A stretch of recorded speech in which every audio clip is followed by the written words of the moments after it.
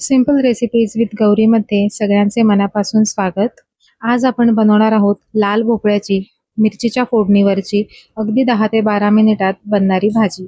तर सुरुवात करूया आपल्या रेसिपीला. कढई गरम करून घेतली आहे. यामध्ये मी घेतेय 2 चमचे तेल. तेल चांगलं गरम झालं की आपल्याला करायची आहे फोडणी. त्यासाठी मी इथे घेतली आहे पाव चमचा राई. राई तेलामध्ये छान तडतडून घ्यायची आहे. त्यानंतरच आपल्याला यामध्ये घालायचं आहे पाव चमचे इतके जिरे. राई जिऱ्याची फोडणी छान बसली की यामध्ये घालायचं आहे आपल्याला हिरवी मिरची.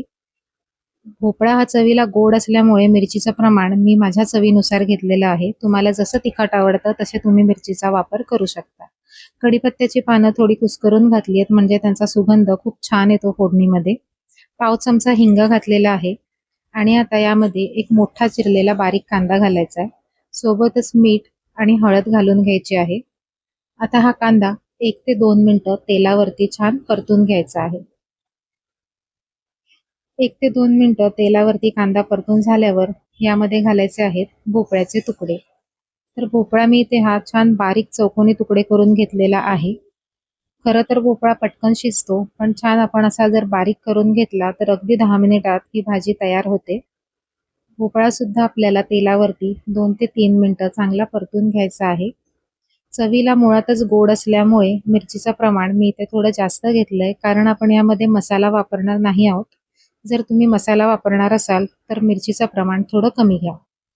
आता यावरती मी ठेवते झाकण आणि झाकणावरती आपल्याला पाणी ओतायचंय. वरती पाणी ओतल्यामुळे काय होतं, भाजी खाली लागत नाही कढईला. छान वाफेवरती भाजी पटकन शिजली जाते.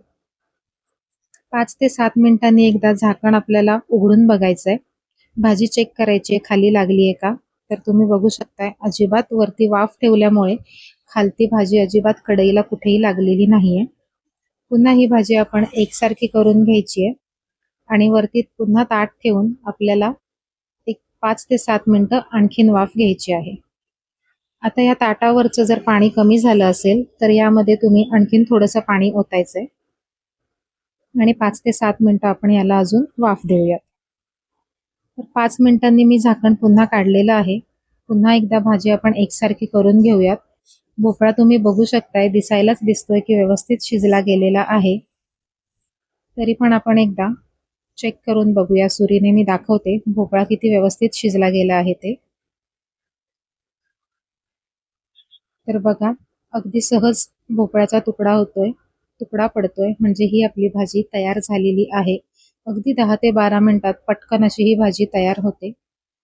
पुन्हा एकसारखी करून घेऊया भाजी आणि ही आपली इथे भाजी तयार झाली आहे. मी गॅस बंद करते आणि वरतून बारीक चिरलेली कोथिंबीर आणि ओलं खोबरं आवर्जून घालायचं आहे. यामुळे भाजीला चव खूप छान येते. जर तुम्हाला ओलं खोबरं आवडत नसेल तर याऐवजी तुम्ही दाण्याचं कूट सुद्धा वापरू शकता.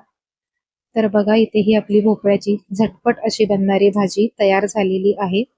तर पटकन आपण याला सर्व करून घेऊया. ही भाजी चपाती, भाकरी किंवा वरण भातासोबत सुद्धा खूप छान लागते. फक्त ही भाजी जेव्हा बनवाल तेव्हा दही याबरोबर घ्यायला विसरू नका, कारण दह्यामुळे या भाजीची चव अजून कित्येक पटीने वाढली जाते. तर आजची ही भोपळ्याची भाजी कशी वाटली? हा व्हिडिओ आवडला असेल तर व्हिडिओला लाईक करा, शेअर करा आणि अशाच सिंपल आणि सोप्या रेसिपीज बघण्यासाठी सिंपल रेसिपीज विथ गौरी या चॅनलला सबस्क्राईब करून बेल आयकॉन सुद्धा प्रेस करा. पुन्हा भेटूया नवीन रेसिपी सोबत. नमस्कार.